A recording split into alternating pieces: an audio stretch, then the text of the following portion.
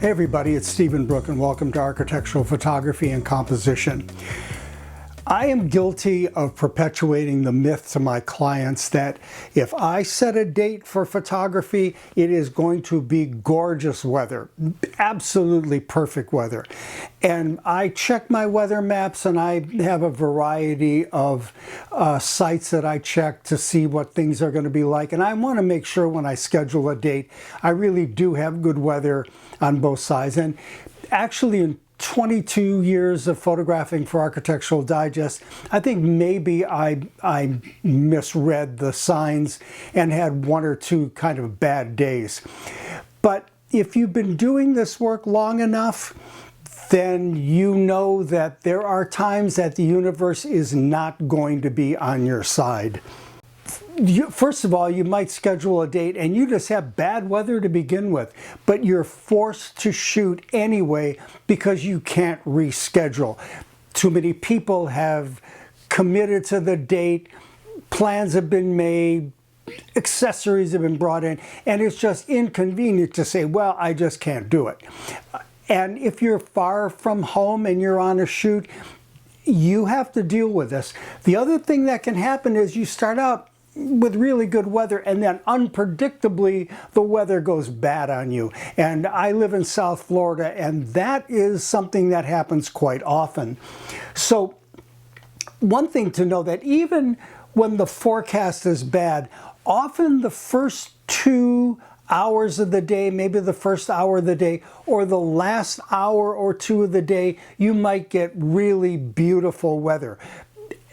In between, it might be horrible, but you might get good weather in the beginning and good weather at the end. So if you're away from home or you can't reschedule, know that you need to be out there pre-dawn because you might catch a break. But given that these things happen, it's great to have a plan both in the field and post-production when you are faced with really bad weather. These are two apps that I find that are essential, and I've mentioned them before in other videos. One is Max Tracker, and it's put up by Channel 10 in Miami, and I use the radar screen to determine the location and potential duration of storms.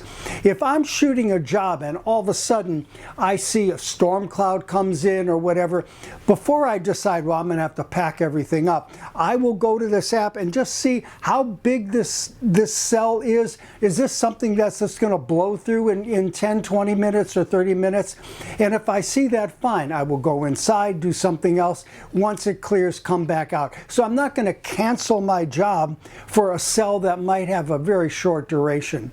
And then of course the other one, this comes on your phone, is the weather app, and it'll give you your weather for the most part for the course of the day. And also, if you have bad situation, it'll tell you, well, today is maybe bad, tomorrow might be better. For the record, if it's more than 30% chance of rain, I don't even try to do it. Again, I will try to reschedule. But if I can't, or you can't, well, you need to have a plan. So under less than ideal conditions, your compositions have to be especially precise to provide the viewer with a direction. And here's a good example. This is Peter de Nijn's Dutch Landscape 1626. And this is not what I would consider to be ideal weather conditions here. It's soft, there's some sun, not very much, but notice how he controls your eye. Here's a little path that leads you in. Path goes here, here. A little bit of sunlight here, it carries you this way. Now he's got a vertical here, like we've talked about in previous videos. He's got a full height vertical going this way, turning you here. And again, as we've talked about, in the absence of a vertical, he's darkened his sky to move you back this way and bring you back into the center of the composition. So this is something you really have to keep in mind if you have lousy weather, bad skies, soft light to deal with. So number one, for better decision making in the field, control your color temperature in camera. Why do you do that? Because if you have overcast weather and you set your balance to daylight, it's going to look like this. It's going to be cold, gray. But if you change your white balance to shade or overcast, or if you have degrees Kelvin to kick it up to 7,500, you're going to get a warmer tone, and it's going to be pleasing as you're setting up your shot. You're not going to be just turned off by this horrible color, is blue or blue-green. You're at least going to see what things are going to look like. So here's a good example. This is in camera, lousy day. Here is the same shot, but with the color balance kicked up in camera, and this is a lot better for me anyway when I'm trying to decide composition or what I'm going to do or what I'm going to do post-production. I would rather see a warm tone image than some dystopian cold image. Now, another thing you can do, especially if it's, for example, a landscape job, is to control the amount of sky that you have in your composition. If the sky looks like hell, you don't want to have a lot of it in there. And also, a big, bright, empty sky is going to cause some flare or some softening of the contrast in your image. It's not something that you're going to want. Here's a good example. This is a pretty lousy sky, and this shot is not going to work.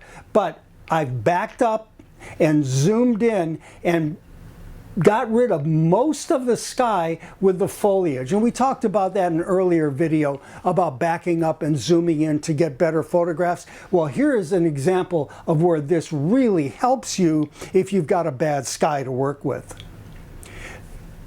Same thing here. The light is soft, it's kind of nice, but this sky is terrible. So I backed up to a point where I have all of these trees pretty much blocking out this not such good sky. Here are a couple of other examples. I have some light coming through, but the sky itself wasn't very good. So I've composed in such a way that I don't have a lot of the sky coming through, because it's not going to look good.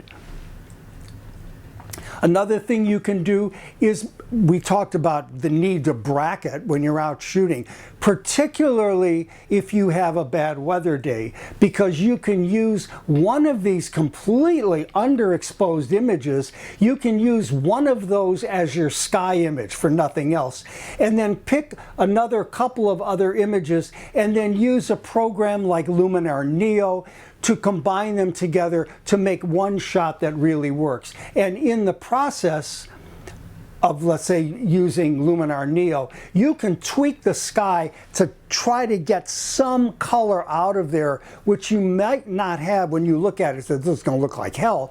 But if you take one of these underexposed images, you might be able to get something that's workable. Remember, the alternative is horrible. The alternative is bad skies and a bad looking photo. So there are also post-production fixes, and now there are a few more that we didn't have even 3 or 4 years ago. In Camera Raw, if you have an image that isn't really wonderful, I will almost always start with the dehaze tool in Camera Raw before I do color, before I do anything, because the dehaze tool will get rid of literally some of this haze and fog, deepen my colors, actually can bring out the sky a little bit. Once I use the dehaze slider, I can go back and tweak the color, tweak the exposure, tweak the contrast. This is trial and error, and it depends on what your image looks like. Will it work on every image? No. If it's really horrible, you're gonna have a fight on your hands. But I would say 75% of the time, that dehaze slider will really save you.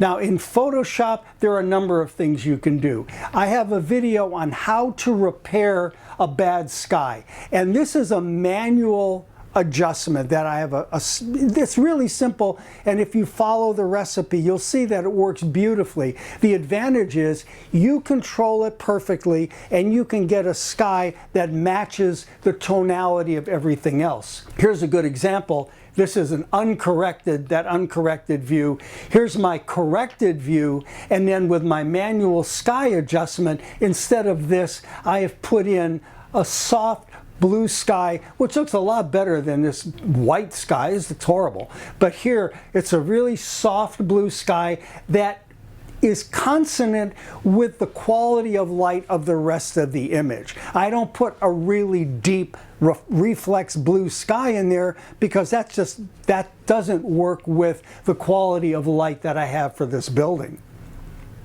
Now, another thing you can do, one is to use sky replacement. The first thing you do is select the sky. Now, what I do here's the tight sky selection. I will go to contract the selection by about 5 pixels so that whatever I do to the sky doesn't affect this little bit of architecture sticking up. So this is a very convenient way to just select the sky to do what we're going to do next. And that is to use Edit Sky Replacement. And this is a new tool. It's available now. It's really quite a sophisticated tool. Here's the issue. It comes with a set of default skies. Now this plain blue sky you could use, that's just great. But the rest of these, if you have access to them, everybody else who has this app has access to them as well. And so you might use this one sky and you'll see it in 3 or 4 other photos. What I recommend is that if you're going to use the sky replacement, that you generate a series of your own skies that you like when you're out shooting, and then put them in your computer so that you can pick your own skies out. Now, the one thing I want you to be careful of is if you use sky replacement, do something that's realistic. This sky doesn't really work with this image. I mean, you're not going to have a sky like this and have a shot that looks like that. That's just not right. And it's going to look phony. So this is a powerful tool. If you use it correctly, use it carefully, use it with taste, you can do something that saves your image that you couldn't do before. Now, I still use my own manual technique on how to save a sky, and check that out as well.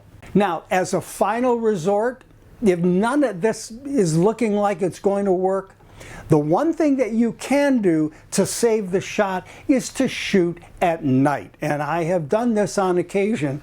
This is as good as this got. Even with warming it up and everything, this is not the kind of shot I want to give my client. I waited this out and set my balance to incandescent so that I got a beautiful reflex blue sky, the lights show in the pool, the architecture shows, I've got a nice view out, I can see the horizon line. Very often, that's all that you can do. But keep in mind, if the sky is bad, gray clouds or whatever, at night or going into twilight, when you shift your color balance to 3200, any ambient daylight is going to pick up this nice deep rich blue, and this will save you. So again, here are the bad weather solutions. It's not 100% sure, but this can save you. 1, precise composition to lead the eye. Control the color temperature in camera to help you make compositional decisions. Control the amount of sky in your shot. If you have a lousy sky, try not to include a lot of it. Shoot a wide bracket for layering, so you have a really underexposed image with a sky that maybe you can use when you combine it with 3 or 4 other images, let's say in Luminar Neo. Fix the sky in post-production. You can do my technique of using a manual way to do it, or you can use select the sky and do sky replacement. But again, be careful on what you use. You don't want a cliche. You want to do something that works with your image. And lastly, of course, shoot at night. So I hope you liked this video. Please give it a thumbs up if you did. You can help support the site by purchasing a copy of my ebook, Architectural Photography and Composition. It's the one book you can own that will have everything in there that you need. If you're just starting out, this is the book for you. But if you've done some of this work and want to think about some other techniques or fine-tune what you know, this book has all the workflows that I use.